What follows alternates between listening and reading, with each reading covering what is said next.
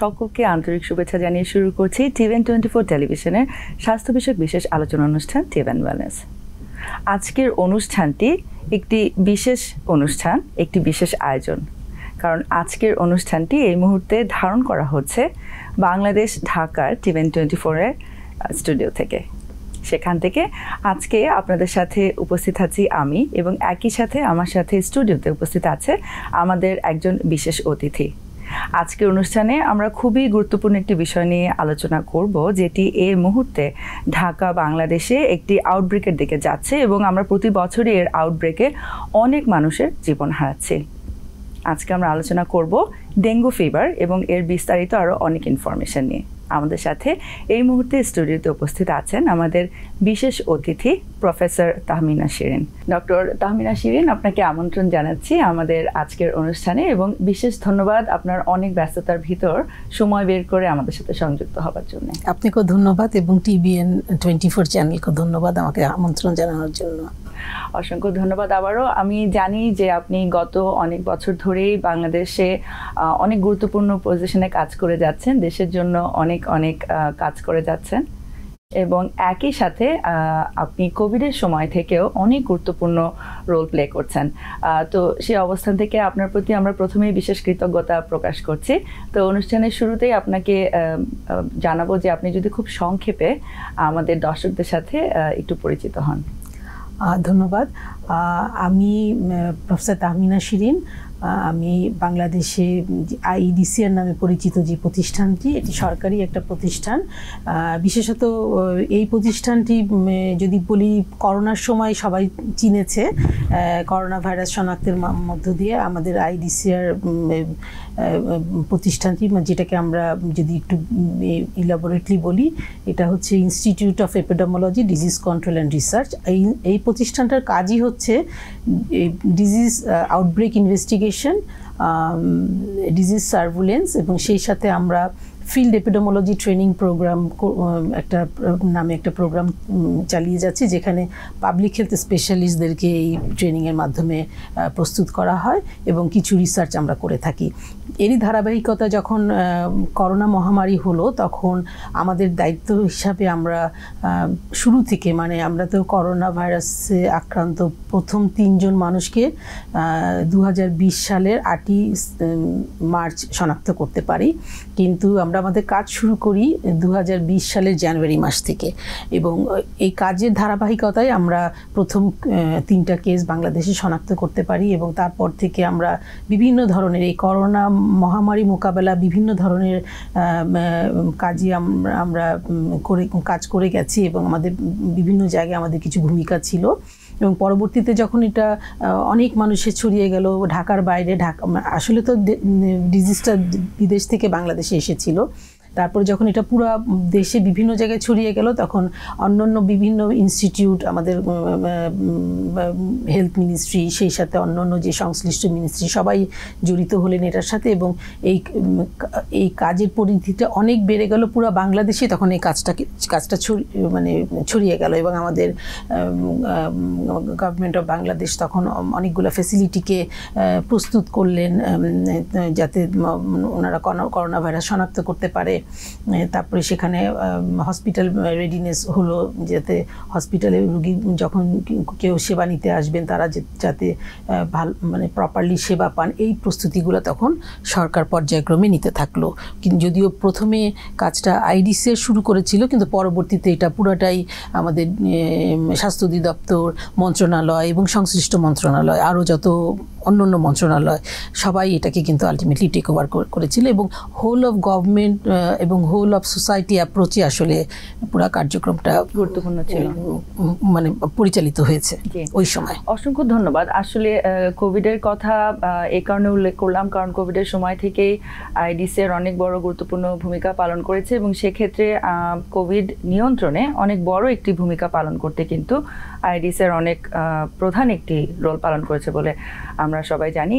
তো একইভাবে এই মুহূর্তে যেটি একটি আলোচনার বিষয়, এই সিজন আউটব্রেক হচ্ছে প্রায় বিগত কয়েক বছর ধরেই নিয়মিতভাবে, সেটি হচ্ছে ডেঙ্গু ফিভার। তো আসলে শুরুতেই যদি জানতে চাই যে ডেঙ্গু ফিভার নিয়ন্ত্রণে আমাদের অবস্থান কীরকম বলে আপনি মনে করছেন, এবং একই সাথে আমরা যেভাবে কোভিডকে নিয়ন্ত্রণ করতে পারলাম, তো ডেঙ্গু ফিভারকে কেন আমরা সম্পূর্ণ নিয়ন্ত্রণে আনতে পারছি না? কারণ প্রতি বছরই কিন্তু আসলে এখনও অনেক মানুষ জীবন হারাচ্ছেন। অ্যাকচুয়ালি ডেঙ্গি ফিভারটা এটা কিন্তু শুধুমাত্র স্বাস্থ্য অধিদপ্তর, শুধুমাত্র যদি বলি সিটি কর্পোরেশন কিংবা লোকাল গভর্নমেন্ট, এটা এনাদেরই যে শুধুমাত্র দায়িত্ব সেটা কিন্তু না। এখানে আমাদের জনগণের একটা সচেতনতার জায়গা আছে। কোভিডের সাথে আমরা এটাকে ঠিক তুলনা করতে পারবো না এই কারণে যে কোভিড ছিল একটা মহামারী, পুরো বিশ্ব এখানে জড়িত ছিল, মানে আমাদের ডেভেলপ কান্ট্রিগুলা একইভাবে সমানভাবে আক্রান্ত হয়েছে, যেটা কিনা ডেঙ্গির জন্য প্রযোজ্য না। এবং তখন যেটা হলো যে খুব এমার্জেন্সি বেসিসে ভ্যাকসিন আসলো, আমরা সবাই ভ্যাকসিনেটেড হলাম। আলটিমেটলি ভ্যাকসিনের মাধ্যমেই বলবো যে ভ্যাকসিন আমাদেরকে অনেকখানি কি সহায়তা করেছে এটা নিয়ন্ত্রণে আনার জন্য। কিন্তু ডেঙ্গির দিকে যদি আমরা একটু লক্ষ্য করি, এটা তো ওইভাবে একটা মহামারী আকারে মানে দেখা দেয়নি। তো সুতরাং সেখানে একটা আর এইটা একটু যদি আপনি লক্ষ্য করেন যে কোনো ভ্যাকসিনের কথা যদি বলি, একটা ভ্যাকসিন বাজারে আসতে কিন্তু অনেক বছর লেগে যায়। কোভিডের জন্য লাগেনি কেন? কারণ এটা হচ্ছে একটা এমার্জেন্সি সিচুয়েশন ছিল, এটার অ্যাপ্রুভাল পাওয়া ব্যাপারে সেরকম কোনো বাধা ছিল না, এবং খুব যে ট্রায়াল হয়েছে সেটাও আমরা বলতে পারি না। কিন্তু ইন দ্য মিন টাইম অল্প সময়ের মধ্যে একটা large number of population vaccinated হয়ে গেছিলো।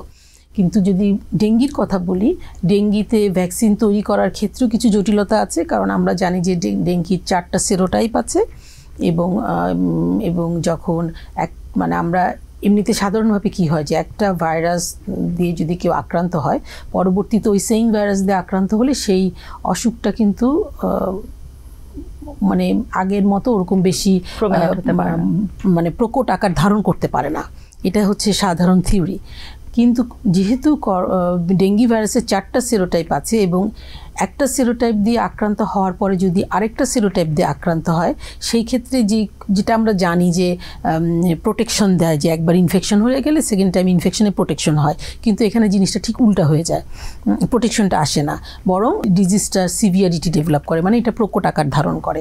তো এটার একটা খারাপ দিক।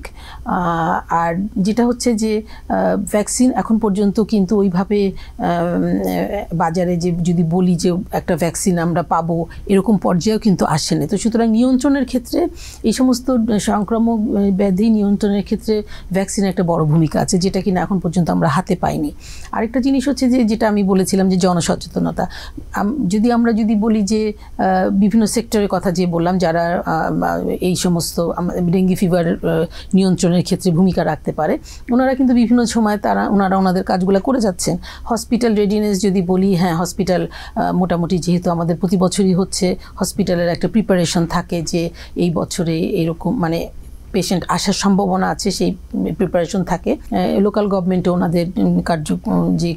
ওনাদের যে সমস্ত কাজ ওনারা করে যাচ্ছেন, সিটি কর্পোরেশনও করে যাচ্ছেন। কিন্তু যদি বিভিন্ন সেক্টরের দিকে তাকাই, হসপিটালের কথায় যদি বলি, হসপিটালে কিন্তু যেই পরিমাণ রুগী, মানে আমাদের তো একটা ধারণ ক্ষমতা, সবারই কিন্তু একটা ধারণ ক্ষমতার কথাও চিন্তা করতে হবে, সেখানে হিউম্যান রিসোর্স, জনবল, এগুলোর কথাও চিন্তা করতে হবে।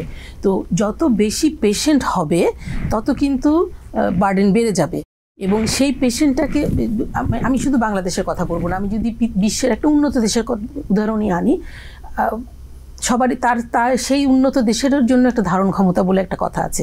সুতরাং হসপিটাল বাড়িয়ে রুগীর চিকিৎসা দিব বা অনেক রুগী আসবে এটা এক্সপেক্ট করব, এটা কিন্তু আসলে আমাদের কাম্য না। আমাদের চাওয়াটা কি? আমাদের চাওয়াটা হচ্ছে হসপিটালে রুগী কম আসবে। এখন হসপিটালে রুগী কম আসলে অল্প পরিমাণ রুগীকে আমরা অপটিমাম সেবা দিয়ে তাকে আমরা সুস্থ করতে পারব। Because people sneeze. Because not everyone washes their hands. Because kids touch a lot of things. Set a date to get your COVID shot and RSV if eligible. Because if you're wondering, should I get my COVID shot? Think about other people. Learn more at nj.gov/health/vaccines. একটা রোগীকে মানে আপনি যদি 10টা রোগীর জায়গায় যদি 10,000 রোগী আসে, আমার ক্যাপাসিটি যদি থাকে 10টা, বা আমার তো ক্যাপাসিটি যদি থাকে 200টা রোগীও ম্যানেজ করা, কিন্তু 10,000 রোগী তো ম্যানেজ করা ইজ ভেরি ডিফিকাল্ট। তো সেই ক্ষেত্রে যদি আমরা জনসচেতনতা বাড়াতে পারি, যদি আমরা কমিউনিটি অ্যাওয়ারনেসের মাধ্যমে মানে রোগটাকে কমাতে পারি, তাহলে হসপিটালেও কম রোগী আসবে এবং আমরাও মানে হসপিটাল কর্তৃপক্ষ যে কয়জন পেশেন্ট আসবে তাদেরকে অপটিমাম চিকিৎসা দিয়ে ভালো করে দিতে পারবে। তো জনগণের সচেতনতার জন্য ইলেকট্রনিক মিডিয়া বলি, আমাদের যে পত্রপত্রিকাগুলো আছে, এগুলো বড় ভূমিকা আছে। ওনারা বিভিন্নভাবে প্রচারণা করতে পারেন যে কি কি কারণে ডেঙ্গি মশা হয়। আসলে তো একটা ডিজিজ হতে গেলে কি হবে যে তার একটা এটা যেহেতু ভেক্টর বর্ন ডিজিজ, ভেক্টর থাকা লাগবে, একটা এনভায়রনমেন্টের ব্যাপার আছে, আর হচ্ছে আপনার একটা হোস্ট। তো এখানে যদি আমরা ভেক্টরটাকে কন্ট্রোল করতে পারি, আবার দেখেন আরেকটা যেই অসুবিধাটার জায়গা সেটা হচ্ছে ক্লাইমেট চেঞ্জ। ক্লাইমেট চেঞ্জের উপর আসলে আমাদের কারো হাত নাই, এটা বিশ্বব্যাপী। তো এই ক্লাইমেট চেঞ্জের সাথেও কিন্তু ডিজিজের একটা রিলেশন আছে। একটা নির্দিষ্ট টেম্পারেচারে, নির্দিষ্ট হিউমিডিটি, রেইনফলে কিন্তু মশার বংশবৃদ্ধি করে। তো এই জায়গাটা আমরা কিভাবে ইন্টারভেন করতে পারি, যে যদি আমার বাড়িটা যে পরিষ্কার রাখি, মানে এখানে কোথাও যদি পানি না জমে থাকে সেই দিকে লক্ষ্য রাখা, বাড়ির চারিদিকে জায়গাগুলোতে যাতে কোনো রকমের মশা প্রজনন ক্ষেত্র থাকে এরকম কোনো জায়গা যদি থাকে সেটাকে ধ্বংস করা। তাহলে কি হবে, মশা বংশবৃদ্ধি করার যদি তার একটা সুইটেবল পরিবেশ না থাকে, পানি না থাকে, তাহলে তো সে পারবে না। তার মানে কি, যে বাড়ির ভিতরে এবং বাড়ির বাইরে যে জমা পানিগুলো আছে সেই জমা পানিগুলোকে পরিষ্কার করতে হবে, যাতে না থাকে, এই দিকে লক্ষ্য রাখতে হবে। তারপরে হ্যাঁ, অনেক সময় এমনও হয় যে আমাদের পানির স্কারসিটি অনেক জায়গায় থেকে থাকে। তো আমাদের কি করতে হয়, যে একটা বালতি বা কোনো একটা হাঁড়ি বা যেটাই হোক সেটাতে পানি স্টোর করতে হয়। সেই ক্ষেত্রে কিন্তু সিম্পলি আমরা যদি ওই যেই পানিটা আমরা স্টোর করলাম সেটার উপরে জাস্ট একটা লিড দিয়ে দিলেই হবে, একটা ঢাকনা দিলেই মশা আর ওখানে যেতে পারবে না। এগুলো কিন্তু খুব সামান্য কিছু কাজ, যেটা কিনা আমাদেরকে অনেক বড় একটা প্রতিকার দিতে পারে। তো এই জায়গাগুলোতে আমাদের কাজ করার অনেক জায়গা আছে। কমিউনিটির যেই মানে কমিউনিটিতে যে আমাদের যে মানুষরা যারা থাকেন তাদেরকে এই ব্যাপারে অ্যাওয়ার করা এবং তাদেরকে জাস্ট এই মেসেজটা দেওয়া, আপনি যদি এই কাজগুলো করেন তাহলে আপনি এত বড় একটা বিপদ থেকে নিজেকে রক্ষা করতে পারবেন। এই কাজগুলো যদি আমরা করতে পারি এবং সেখানে একটা থাকতে পারে যে সুপারভিশন, মনিটরিং, সেটা কিন্তু একটা মহল্লার কথা যদি চিন্তা করি, সেখানে তো ওখানে আমাদের আপনার ভলেন্টিয়ার আছে, অনেক আমাদের অনেক যেই এনজিওগুলো আছে সেখান থেকে কিছু ভলেন্টিয়ার সব জায়গায় মোটামুটি থাকে। তারপরে ওখানে আমরা রিলিজিয়াস লিডারের কথা যদি বলি, এমনি আমাদের ওখানে যে কাউন্সিলর বলেন বা আমাদের মানে লিডার্স যারা থাকে প্রত্যেকটা মহল্লায় কিন্তু আছেন, ওনারাও কিছুটা দায়িত্ব পালন করতে পারেন এবং ওনারা বিভিন্ন স্তরে কিছু লোক নিয়োগ করে যে চারিদিকে, মানে আমরা প্রথমে বললাম যে আপনারা এইভাবে আপনি থাকেন, তারপরে সেই আমরা যেই ওনাদেরকে যেই দিক নির্দেশনা দিলাম বা ওনারা যে দিক নির্দেশনা দিল সেই দিক নির্দেশনাটা ঠিকমতো পালন করছে কিনা সেটার জন্য একটা মনিটরিং। তো এইভাবে যদি আমরা করতে পারি তাহলে মানে মশার যে প্রজনন ক্ষেত্রটাকে যদি আমরা ধ্বংস করতে পারি তাহলে আমি মনে করি যে সেই ক্ষেত্রে পেশেন্ট কম হবে। ডেফিনেটলি কোনো সময় যদি আমি বলি যে আমি মশা 100% নিয়ন্ত্রণ করে ফেলবো, আমি ডেঙ্গি ফিভার হবে না, এটা কিন্তু এটা সম্ভব না।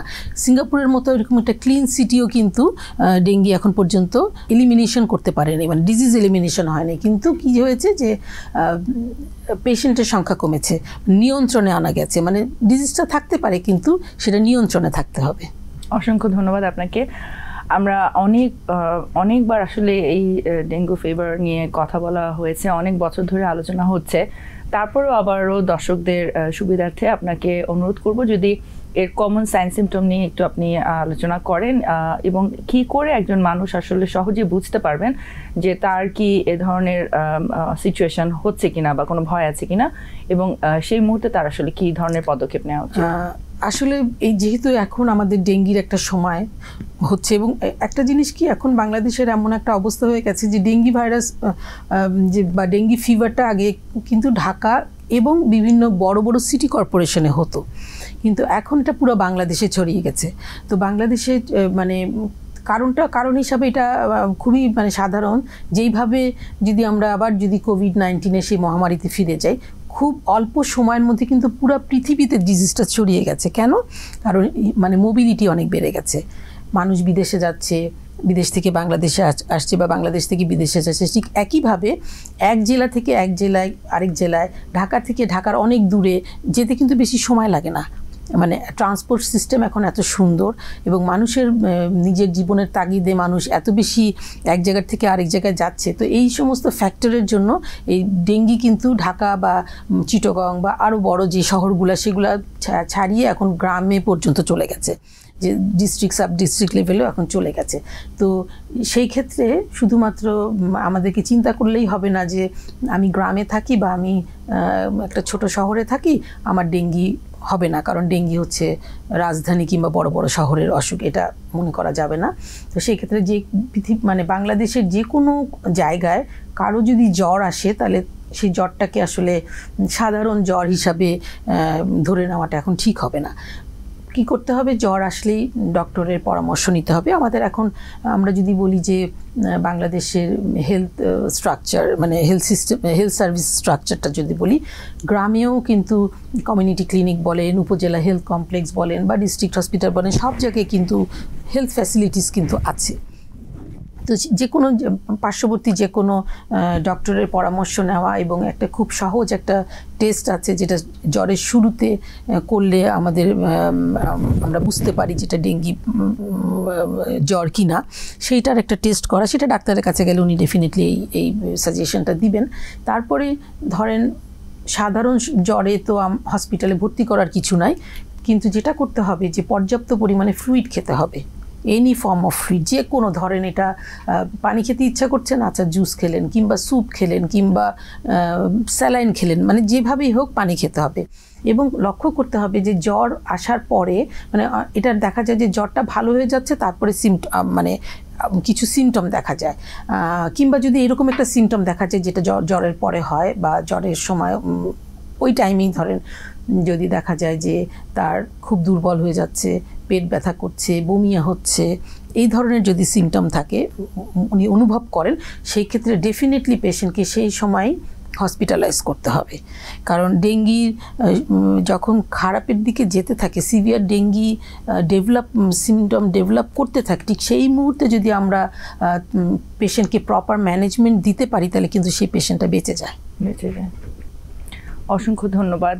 এবং আপনি বারবার করে একটি কথা বলছিলেন যে জনগণের নিজস্ব সচেতনতার জায়গা থেকে একটি গুরুত্বপূর্ণ ভূমিকা পালন করবার আছে এবং সেটি আসলে সকলকেই পালন করতে হবে।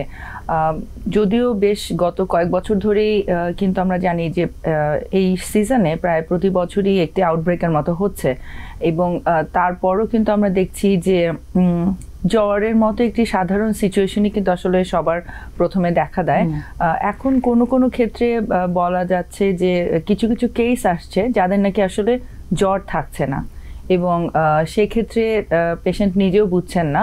তো এই ধরনের কেস বা পেশেন্টের ক্ষেত্রে আপনি কি ধরনের অ্যাডভাইস প্রোভাইড করবেন এবং সেক্ষেত্রে আসলে কি করণীয়?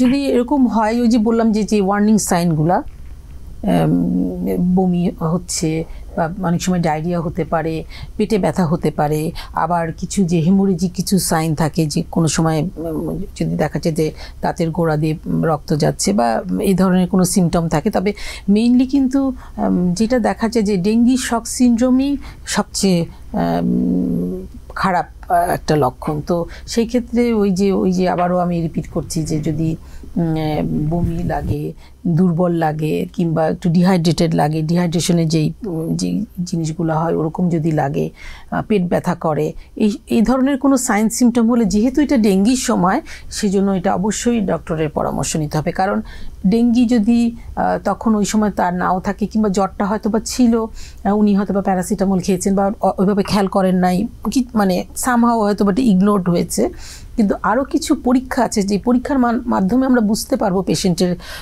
অবস্থাটা এখন কি সিভিয়ারিটির দিকে যাচ্ছে নাকি পেশেন্ট ঠিক আছে। তো অ্যাটলিস্ট হসপিটালে গেলে ওই পরীক্ষাগুলো তো হবে এবং ওই পরীক্ষার উপর ডিপেন্ড করে পরবর্তী পদক্ষেপগুলো নেওয়া সম্ভব হবে।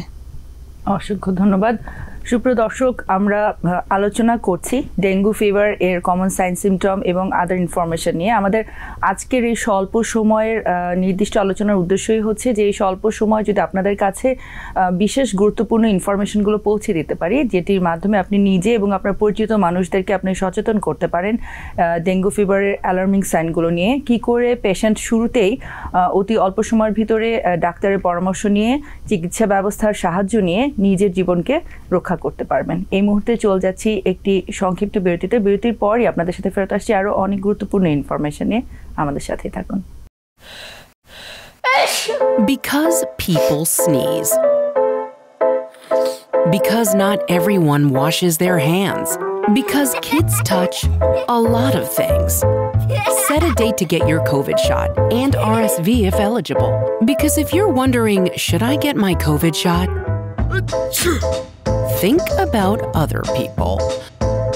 Learn more at nj.gov/health/vaccines.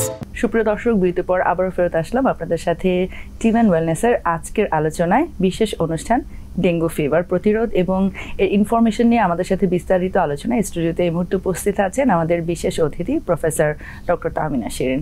Doctor Shirin, আপনার সাথে আলোচনা করছিলাম ডেঙ্গু ফিভারের সচেতনতামূলক দিকগুলো এবং কি কি ধরনের সিমটম হচ্ছে এই মুহূর্তে, এবং পেশেন্টরা অনেকেই আসছেন যাদের জ্বর হচ্ছে না। তো সেক্ষেত্রে আপনি বললেন যে আরও যে ধরনের অ্যালার্মিং সাইনগুলো আছে, যদি কারো লাইক ফুড পয়জনিংয়ের যে ধরনের সিমটম, ও ধরনের সিমটম হচ্ছে হঠাৎ করে পেটে ব্যথা হচ্ছে বা মনে হচ্ছে যে বমি হচ্ছে বা ওনার ঠিক মতো করে টয়লেট হচ্ছে না, হয়তো বা দুর্গন্ধ হচ্ছে বা নরম, হ্যাঁ মানে ডায়রিয়া কিংবা মাথা ব্যথা এবং খুব দুর্বল লাগছে, এবং পেশেন্টের খুব কমন একটি সিমটম হচ্ছে দুর্বলতা। হ্যাঁ, তো এই ধরনের সিচুয়েশন হলো পেশেন্টকে বিলম্ব না করে খুব অল্প সময়ের ভিতরে হসপিটালে যেতে হবে এবং ডাক্তারের পরামর্শ নিতে হবে। আমি খুব কমন বাংলাদেশে আমি এসেছি বেশ কিছুদিন হয়েছে, তো এর ভিতরে আমার বেশ কয়েকজনের সাথে কথা হলো। আমি দেখলাম যে একটি খুব কমন সিচুয়েশন, সেটি হচ্ছে যে খুব শিক্ষিত মানুষের ভিতরেও আমি দেখেছি জ্বর এসেছে। আর যেগুলো কমন সিমটম জ্বরের সাথে সবসময় আমরা দেখি, তো ডেঙ্গু ফিভার আমি দেখলাম যে ডেঙ্গু ফিভারের টেস্টগুলো কিন্তু ইনভেরিয়েবলি সকলকে দেয়া হচ্ছে এই সময়। কিন্তু খুব শিক্ষিত মানুষের ভিতরে আমি দেখেছি যে একটি অনীহা, তাদের কথা হচ্ছে যে সামান্য একটু জ্বর আমার হলো, এতগুলো টেস্ট আমি কেন করাবো, এটাও কি আসলে দরকার আছে কিনা। তো আমার মনে হয় এই ক্ষেত্রে আমাদের আসলে মনে হয় একটু আলোচনা করবার প্রয়োজন আছে, কারণ আমরা জানি যে এটি কিন্তু আসলে অকারণে বা অপ্রয়োজনে দেওয়া হচ্ছে না। অনেক সময় আমি দেখি যে বাংলাদেশের মানুষের মনে একটি খুব কমন একটি ধারণা আছে যে এখানে অপ্রয়োজনে আমরা ডাক্তাররা অনেক টেস্ট করে থাকি পেশেন্টকে, এবং পেশেন্ট তখন নিজেই কিন্তু অনেকটা সিদ্ধান্ত গ্রহণ করেন যে আমি টেস্টটা করাবো, এটা করাবো না। তো একজন বিশেষজ্ঞ হিসাবে আমি আপনাকে আবারও অনুরোধ করবো যে এই বিষয়টি আপনি যদি একটু বিস্তারিতভাবে পেশেন্টদের উদ্দেশ্যে তুলে ধরেন, যে আসলে এক্ষেত্রে কিন্তু পেশেন্ট নিজেই নিজের বিপদের কারণ হয়ে দাঁড়াচ্ছে। ধন্যবাদ। আসলে যখন ডক্টর একটা মানে তাকে বিভিন্ন টেস্টের জন্য প্রেসক্রাইব করে, ডেফিনেটলি সেটার পিছনে একটা কারণ আছে।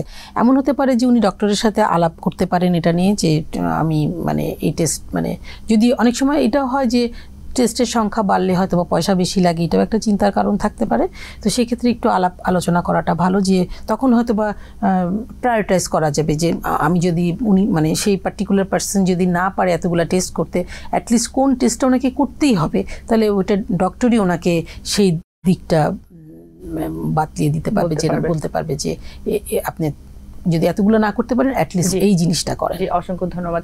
সুপ্রিয় দর্শক, আমাদের এই বিষয়টি আসলে আলোচনা করবার কারণই হচ্ছে যে আমরা কিন্তু কখনোই ডাক্তার যে টেস্টগুলো করতে বলবেন আমরা নিজে কখনোই সিদ্ধান্ত গ্রহণ করব না যে এই টেস্টটি আমি করাবো এবং এটি করাবো না।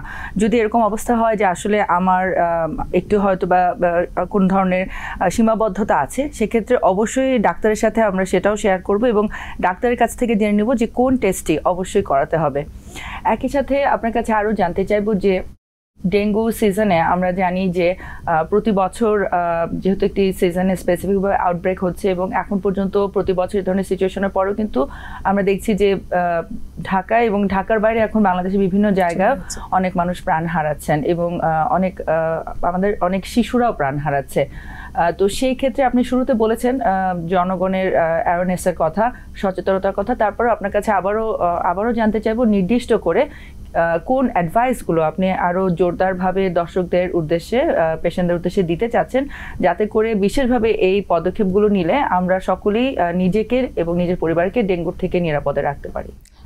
প্রথম কথাটাই বলবো, নিজের আঙিনা, নিজের ঘরের ভিতরটা পরিষ্কার রাখা ইন আ সেন্স যে ওখানে যাতে মশা বংশ বিস্তার না করতে পারে, কোথাও যেন পানি জমে না থাকে। আমরা কি জানি যে মশা যখন ডিম পাড়ে তখন তার পানির দরকার হয়, মানে সে পানির বা ডিমটা ফুটার জন্য পানি লাগে। তো সুতরাং যদি আমরা যদি ঘরের ভিতরটাতে কোনো জায়গায় পানি না, যেমন ধরেন এখন আরেকটা জিনিস যে আমাদের ছাদ কৃষি হচ্ছে, এটা কিন্তু প্রশংসনীয় যে আমাদের নিজস্ব জায়গা মানে খুব বেশি না থাকায়, বিশেষ করে আমি যে শহর অঞ্চলগুলো বলি, এত বেশি দালান কোঠা, কোনো জায়গা নাই গাছ লাগানোর, সেখানে ছাদ কৃষিটাকে মানে আমাদের জন্য একটা খুব ভালো একটা দিক। কিন্তু সেই সাথে আমাদেরকে মনে রাখতে হবে, যখন আমি ছাদ কৃষি করব, ওই একই সময় মনে রাখতে হবে যে এখানে কি পরিবেশ থাকলে, এই জায়গাটা কিভাবে থাকলে মশার প্রজনন হবে না। তো স্বাভাবিকভাবে আমরা কি করি, ছাদে ইচ্ছা মতো পানি দেই, তাই না? মানে পানিটা কি টবে জমে থাকলো নাকি মাটিতে পড়ে গেল, সেদিকে খুব একটা খেয়াল করি না, কিন্তু এখন এটাকে খেয়াল করতে হবে। ইভেন যদি আমি ছাদের কথা বলি, ম্যাক্সিমাম ছাদ কিন্তু আনইভেন থাকে, কোথাও একটু গর্ত থাকে, কোথাও একটু উঁচা থাকে। ওইটাকেও আমাদের মানে নজরে আনতে হবে। যখন আমরা পানি দিব গাছে, তখন গাছের পানি যেন গাছের মানে টব উপচে নিচে না পড়ে, এবং টবের মধ্যেও যেন পানিটা শুষে যায়। এই জায়গাটাকে আমাদেরকে খেয়াল করতে হবে মানে ছাদ কৃষি করার সময়। বা আমরা ঘরে ইনডোর প্ল্যান্টও করি, অনেক সময় আমরা মানে পানির মধ্যে মানি প্ল্যান্টগুলো রাখি। তো সেই সময়ও দেখতে হবে যে পানি যেন খোলা অবস্থায় না থাকে। যদি খোলা অবস্থায় থাকে তাহলে সেটা কিন্তু আমার সপ্তাহে একবার দুবার সেই জায়গাগুলো মানে পানিটাকে ফেলে আবার চেঞ্জ করতে হবে, যাতে ডিমটা যদি হ্যাচ করার আগে যাতে নষ্ট হয়ে যায়। এই জায়গাগুলোকে খেয়াল করতে হবে। এবং অন্য জায়গায় যাতে, যেমন ফ্রিজ একটা কিন্তু নেগলেক্টেড এরিয়া, ফ্রিজের নিচে পানি জমে, এসির একটা যে পাইপটা আছে ওখানে পানি জমে। তো এইগুলো কিন্তু খুবই মানে সামান্য জিনিস, শুধু একটু খেয়াল করা। তারপরে আরেকটা জিনিস আমরা সচরাচর দেখি যে আমাদের বাড়ির মানে আঙিনায় বা বাড়ির চারিদিকে দেখা যায় যে ডাবের খোলা কিংবা একটা জুসের প্যাকেট, এই ধরনের কিছু একটা পড়ে থাকে, একটা ঠোঙ্গা, যেটাই হোক, প্লাস্টিকের যে কন্টেনারগুলো পড়ে থাকে, ওগুলা মধ্যে বৃষ্টি হলো পানি জমে থাকে। আমরা যদি ওই জায়গাগুলোকে পরিষ্কার রাখি, কোনো ডাবের খোলা, কোনো পরিত্যক্ত প্লাস্টিকের কন্টেনার যেখানে পানি জমে থাকতে পারে, এই জিনিসগুলোকে যদি আমরা ওখান থেকে সরিয়ে ফেলতে পারি, এটা কিন্তু ইন্ডিভিজুয়াল লেভেলে। আমি যদি আমার কথা বলি, আমার বাড়ির ভিতর, বাড়ির আঙিনা এবং বাড়ির চারিপাশ পরিষ্কার করা কিন্তু খুব বেশি কঠিন কাজ না, এবং এই যে দায়িত্বটা আমাকেই নিতে হবে। যারা আমরা মাল্টি স্টোরিড বিল্ডিংয়ে থাকি, মাল্টি স্টোরিড বিল্ডিংয়ের আরেকটা জিনিস আছে যে আন্ডারগ্রাউন্ডে অনেক সময় গাড়ি ধুয়ে ফেলে। কারণ কি, কতগুলো জায়গা আছে যেই জায়গায় মানুষ সচরাচর যায় না বা খেয়াল করে না, ওই জায়গাগুলোতেও কিন্তু অনেক সময় পানি জমে এবং মশার একটা প্রজনন ক্ষেত্র তৈরি হয়। তো সেই জায়গাগুলোতে আসলে আমাদেরকে লক্ষ্য রাখতে হবে। অসংখ্য ধন্যবাদ। একই সাথে আপনি বলছিলেন যে আমরা এই সিজনগুলোতে অ্যাওয়ারনেসের জন্য কমিউনিটি লেভেলে অনেক উদ্যোগ নিতে পারি, এবং ব্যক্তি পর্যায় থেকে গোষ্ঠীগতভাবে নানাভাবে এই উদ্যোগগুলো, আমরা দায়িত্বগুলো পালন করতে পারি। এই অবস্থায় এই মুহূর্তে কি আমাদের ঢাকায় অথবা বাংলাদেশের যে কোনো জায়গায় কি সরকারিভাবে অ্যাওয়ারনেসের জন্য কি কোনো পদক্ষেপ চলছে বা আছে, অথবা যদি সেটা না থেকে থাকে, সেক্ষেত্রে ব্যক্তি পর্যায়ে এই ব্যবস্থাগুলো নেওয়ার জন্য আপনি আবারও যদি আপনার অ্যাডভাইসগুলো শেয়ার করেন। আমাদের স্বাস্থ্য শিক্ষা ব্যুরোর থেকে বিভিন্ন রকমের লিফলেট বের হয়। আমাদের একটা সুন্দর ন্যাশনাল গাইডলাইন আছে, ম্যানেজমেন্ট গাইডলাইন আছে, সেখানেও অনেক কিছু বলা আছে। কিন্তু ব্যাপারটা হচ্ছে কি, জিনিসটা মানে এই জিনিসগুলোকে কিন্তু খুব সীমিত আকারে, এই জিনিসগুলোকে মানে একদম কমিউনিটি লেভেল পর্যন্ত নিয়ে যেতে হবে। সেজন্য প্রচারণা অনেক বেশি করতে হবে। অবশ্যই। যদি একটা উদাহরণ আমি এখানে দেই, যেমন ধরেন ডায়রিয়া হলে স্যালাইন খেতে হবে, এটা এখন বাংলাদেশের এমন কোনো মানুষ নেই সে জানে না, কিন্তু এটা জানলো কিভাবে? জানলো কিন্তু এই প্রচারের মাধ্যমে। এবং প্রচারটা আসলে খুব সহজ সরলভাবে করতে হবে যাতে সবাই যেন বুঝতে যে কোনো পারে। সাধারণ মানুষও ইনফরমেশনটি রিসিভ করতে পারে। আমি দেখেছি যে আসলে প্রপার ভাবে যদি একটি ইনফরমেশনকে প্রচার করা হয় এবং মানুষের একদম সাধারণ জনগণের লেভেলে যদি পৌঁছে দেওয়ার মতো ব্যবস্থা নেওয়া যায়, আমি কিন্তু দেখেছি যে আমাদের দেশের আসলে অতি সাধারণ মানুষও তারা কিন্তু জানতে চায় এবং তারা তাদের দায়িত্বটি পালন করতে চায়। কিন্তু আমার মনে হয় যে এক্ষেত্রে আমাদের কমিউনিকেশনে একটি এখন পর্যন্ত অনেক বড় গ্যাপ রয়েছে। তো একজন আপনি অনেক অভিজ্ঞ এবং অনেক বছর ধরে অনেক গুরুত্বপূর্ণ দায়িত্ব পালন করছেন, তো একজন অভিজ্ঞ চিকিৎসক হিসেবে আপনার কাছে জানতে চাইবো যে আপনার যদি কোনো অ্যাডভাইস থাকে যে কি করে আসলে এই কমিউনিকেশন গ্যাপ, বিশেষভাবে এই যে খুব গুরুত্বপূর্ণ ইনফরমেশন বিভিন্ন ডিজিজের ক্ষেত্রে, যেটা ইনফরমেশন প্রচার করে জনগণের অংশগ্রহণের মাধ্যমে, সচেতনতার মাধ্যমে আমরা কিন্তু সম্পূর্ণভাবে সেই অসুখটিকে রুখে দিতে পারি। তো আপনার অ্যাডভাইসগুলো কি হবে বিশেষভাবে আমাদের ঢাকা এবং ঢাকার পার্শ্ববর্তী যে ঘনবসতিপূর্ণ এলাকাগুলো আছে সেই এলাকাগুলোর জন্য? খুব সহজ উপায়ে জনগণের কাছে এই বার্তাগুলো পৌঁছাতে হবে। এটাকে একটু আমরা অ্যাট্রাকটিভ করতে পারি, অ্যাডভার্টাইজমেন্টগুলো অ্যাট্রাকটিভ হতে পারে, যে যাতে একজন মানুষ ওইটা শুনলে বা দেখলে মনে রাখতে পারে। এরকম একটা কিছু, এরকম একটা মানে এটা একটা ছোট শর্ট ফিল্ম হতে পারে, ছোট একটা অ্যাডভার্টাইজমেন্ট হতে পারে। যেমন যেটা আমি আবারও উদাহরণ যদি আনি, ডায়রিয়ার স্যালাইন বানানোর সময় কিভাবে বানাতে হয়, আমরা যখন ছোট ছিলাম বা আমরা স্কুল কলেজে পড়ি তখন কিন্তু আমরা দেখেছি যে আধা লিটার পানি, 1 মুঠ গুড়, 1 চিমটি লবণ দিয়ে যেইভাবে ওনারা একটা সুন্দর একটা অ্যাডভার্টাইজমেন্ট করেছিলেন, যেটা কিনা একদম গ্রামের একটা সাধারণ মানুষ যে কিছুই জানে না তার মাথায় জিনিসটা ঢুকবে। এই ধরনের একটা প্রচার প্রচারণা করা যেতে পারে।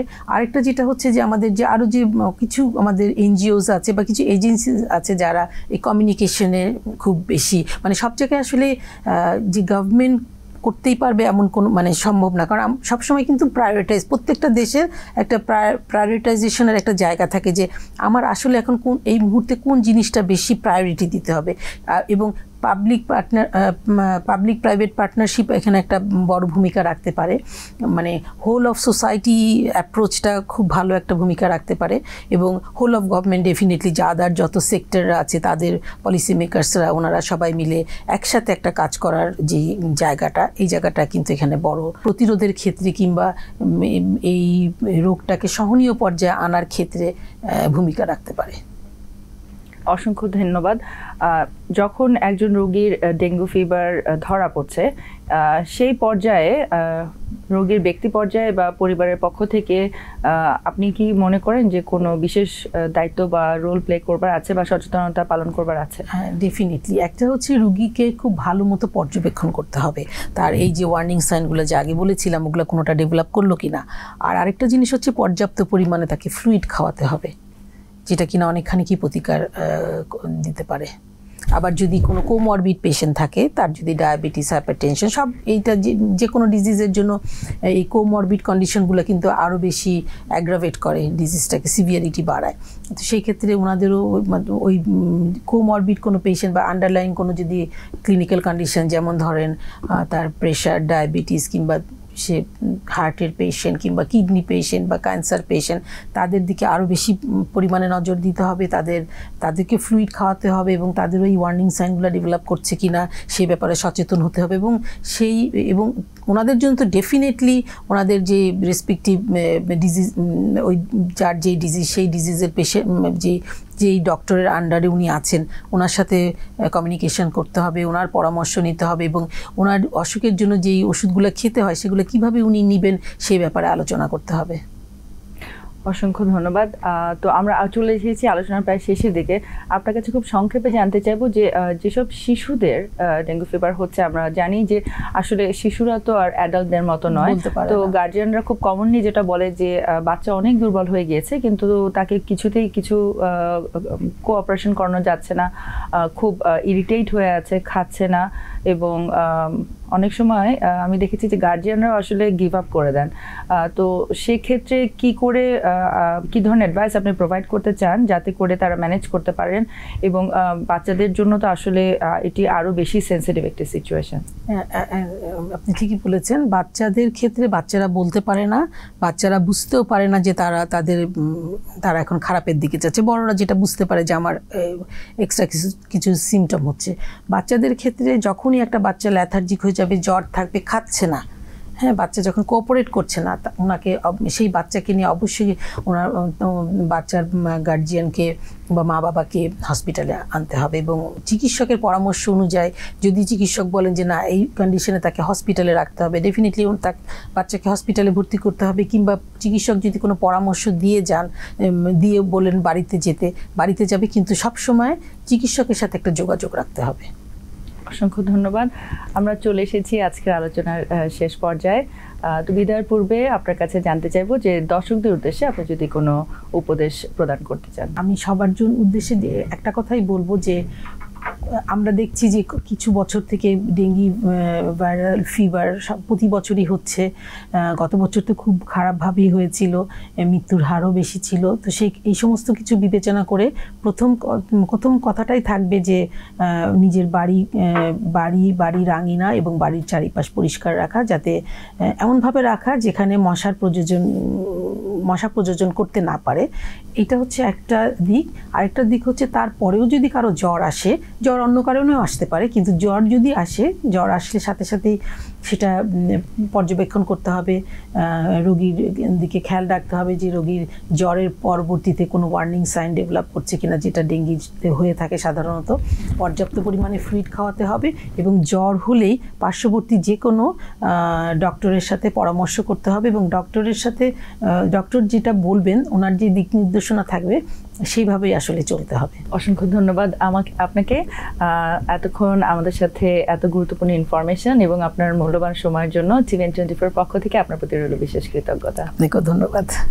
সুপ্রিয় দর্শক, আমরা চেষ্টা করেছি আমাদের স্বল্প সময়ের পরিসরে আপনাদের সাথে ডেঙ্গু ফিভার রিলেটেড এই গুরুত্বপূর্ণ ইনফরমেশনগুলো আলোচনা করতে, এই উদ্দেশ্যে যে এই ইনফরমেশনগুলো শুনে আপনি নিজে এবং আপনার পরিচিত সকলের মাঝে আপনি সচেতনতা ছড়িয়ে দিবেন, এবং আপনার এই সচেতনতামূলক দায়িত্বটি পালন করবার মাধ্যমে আমরা বাংলাদেশে ডেঙ্গু ফিভারে যেন আর কোনো মানুষ জীবন না হারায়, তার জন্য আমাদের দায়িত্বটি পালন করবার চেষ্টা করব। ধন্যবাদ। সকলে নিরাপদে থাকুন, সুস্থ থাকুন। TVN24 টেলিভিশন দেখতে আজই কল করুন 7187776556। লগ ইন করুন www.totalcablebd.com। নিউ ইয়র্ক থেকে সম্প্রচারিত TVN24 টেলিভিশন বিশ্বজুড়ে বাঙালির কণ্ঠস্বর।